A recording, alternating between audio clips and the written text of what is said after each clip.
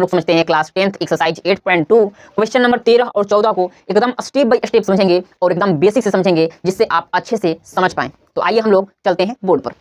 यहाँ पर देखेंगे आपका क्वेश्चन नंबर 13 दिया है। एक उदाहरण द्वारा दिखाइए कि पहला cos a minus cos b not equal to cos a minus b, और दूसरा नंबर दिया है cos c plus cos d not equal to cos c plus d। ठीक है, मतलब आपको दिखाना है। तो यहाँ पर मान सकते हैं a बराबर 60 डिग्री मान लीजिए, b बराबर 30 डिग्री मान लीजिए। तो यहाँ पर देखेंगे हम लोग क्वेश्चन नंबर 1, यहाँ पर देखेंगे cos a minus cos b not equal to cos a minus b आपको दिखाना है, मतलब आपको सिद्ध करना है, कहने का मतलब वही है। तो देखिए यहाँ पर आप क्या करेंगे, मान लेंगे, माना a बराबर 60 डिग्री कॉमा b बराबर 30 डिग्री आप मान लेंगे। अब यहाँ से इसको आप LHS मान लेंगे और इसको आप RHS मानेंगे। सबसे पहले आप LHS को सॉल्व करेंगे, यहाँ पर लिखेंगे LHS। बताइए LHS क्या है, तो cos a minus cos b है, तो यहाँ पर लिखेंगे cos a minus cos b है। ठीक है, यहाँ पर मान आप पुट करेंगे, तो यहाँ पर देखेंगे cos a की जगह पर आपको लिखना है 60 डिग्री माइनस cos b की जगह पर आपको लिखना है 30 डिग्री। तो बताइए कितना होगा, cos 60 डिग्री का मान कितना होगा, तो 1/2 होगा। अब माइनस cos 30 डिग्री का मान कितना होगा, तो √3/2 होगा। यदि इसका बट्टे पर आप जोड़ लेंगे तो कितना होगा, इसका एलसीएम 2 होगा, और ये ऊपर ऐसे ही इसको लिख देंगे 1 माइनस √3, यानी आपका LHS कितना आ गया, 1 माइनस √3/2 आ गया आपका LHS। अब यहाँ पर हम लोग निकालेंगे RHS। ठीक है, तो यहाँ पर आप अब निकालिए यहाँ पर RHS यानी राइट हैंड साइड। यहाँ पर देखिए RHS क्या दिया है, cos a minus b bracket में, तो यहाँ पर लिखेंगे cos a माइनस b आप लिखेंगे। तो बताइए cos होगा, और उसके बाद a के स्थान पर क्या लिखेंगे 60 डिग्री, और b के स्थान पर क्या लिखेंगे 30 डिग्री। तो बताइए कितना होगा, cos 30 डिग्री हो जाएगा, क्योंकि 60 डिग्री में से 30 डिग्री आप घटाएंगे तो 30 डिग्री न बचेगा। अब बताइए cos 30 डिग्री के मान कितना होगा, तो बोलेंगे √3/2 होगा।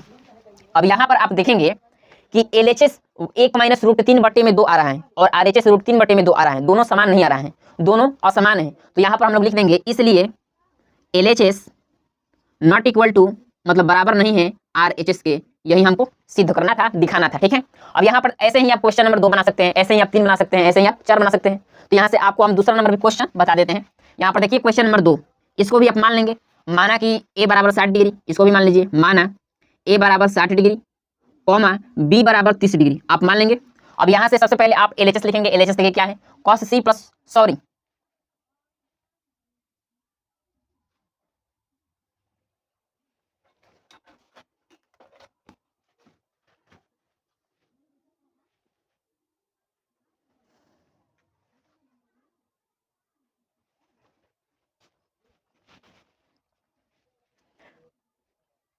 तो आप इसी प्रकार से आप सेकंड जो क्वेश्चन है दूसरा नंबर, इसको भी आप बना सकते हैं वैसे ही मानकर, इसको भी हम बता देते हैं। यहाँ पर देखिए, यहाँ पर देखिए a और b के स्थान पर यहाँ पर केवल c और d दे दिया है, तो आपको घबराने कोई बात नहीं, आपको मान लेना है, माना कि c बराबर 60 डिग्री और d बराबर 30 डिग्री। तो यहाँ पर देखिए हम बता रहे हैं क्वेश्चन नंबर दूसरा, यहाँ पर मान लीजिए, माना c बराबर 60 डिग्री कॉमा b बराबर 30 डिग्री आप मान लेंगे।